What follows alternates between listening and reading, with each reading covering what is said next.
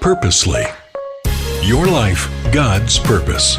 Listen at purposely.com.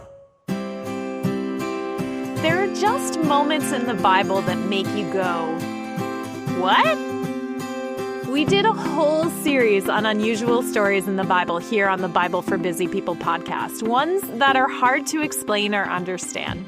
The Bible has a lot of messy stories that require more than a cursory glance. And today we're looking at a passage that seems incredibly out of character for Jesus, one that might be brushed over or avoided completely. But wrestling with the scriptures, even the uncomfortable ones, it's kind of what we do here. Hey, I'm Jen. You're listening to the Bible for Busy People podcast, where all this week we have been talking about moments when Jesus was amazed. Today we are in Matthew 15, starting in verse 21.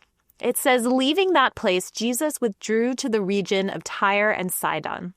A Canaanite woman from that vicinity came to him, crying out, Lord, Son of David, have mercy on me. My daughter is demon-possessed and suffering terribly. Jesus did not answer a word.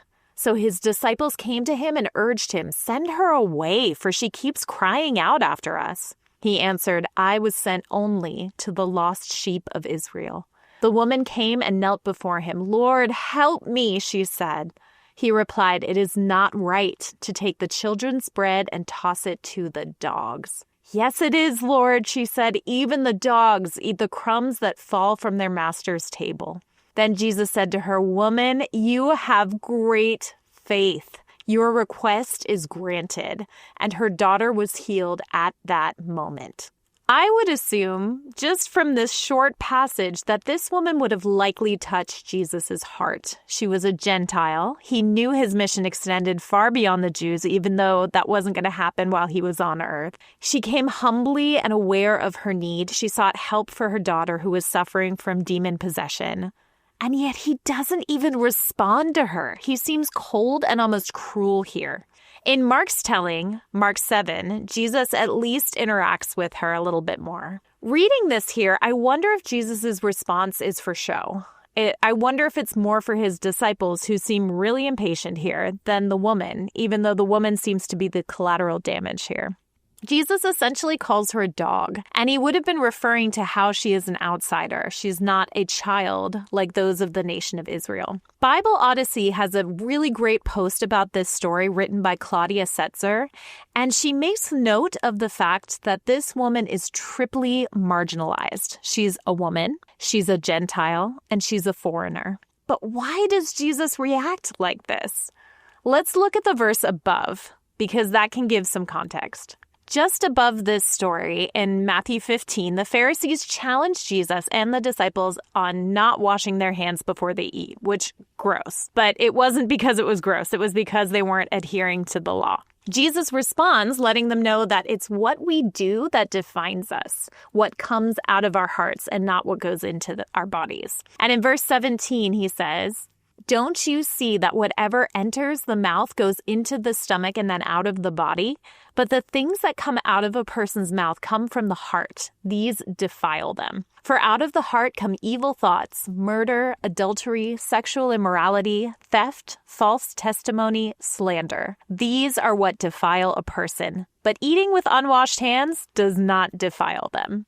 At that moment, Jesus was trying to get them to see outside their legalistic box of what was pure and what wasn't, what was godly and what wasn't. And then this perfect example appears, someone who is an outsider, someone who doesn't follow the law. In terms of what the Pharisees and even what the disciples thought, she was not a candidate for Jesus's blessings or healing. She wasn't, quote unquote, good, and she wasn't a child of God. I honestly can't tell you why Jesus chose to react to her in this way. But like we saw yesterday, Jesus knows hearts. He could look at someone and see what was going on inside. And you know what? I wonder if he knew that she could take it. I wonder if he saw her heart and her character and felt confident that he wouldn't crush her with his response. Or rather, I wonder if he saw that her faith could take it. And it could. It doesn't say necessarily, again, that her answer amazed Jesus. But again, he makes an exclamation. He says, "Woman, you have great faith." And at that moment, her daughter is healed. Setzer mentions how the woman is praised by Jesus for her answer in Mark 7. He uses the Greek word logos for answer, which is the Greek word for word, but it's also the Greek word that means logic or reasoning or even divine utterance. I think it's fair to say that the Spirit was speaking through this Canaanite woman, or Syrophoenician woman, as she's called in Mark, which means she was a native or an inhabitant of Phoenicia when it was part of the Roman province of Syria. All of this to say, what happens when we step outside the legalistic box? When we do what is right and faithful over what is expected or religious? How do you see this story? Why do you think Jesus responded the way that he did? I don't have all the answers. That's just what I gather from reading this story. But I do believe that Jesus had a heart for this woman, and he had a reason for responding the way that he did. It's been so fun talking about this week, considering what Jesus thought was amazing, or the things that he was filled with wonder about, or astounded about, or filled with astonishment about. It's interesting to consider that Jesus was around since the beginning of time. He saw the whole world created, or the whole world was created through him.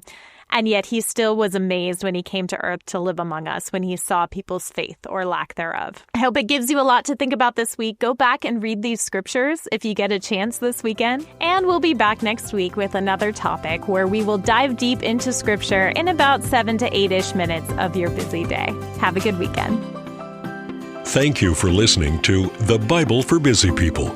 If you need prayer or want to go deeper in your faith, visit our show notes.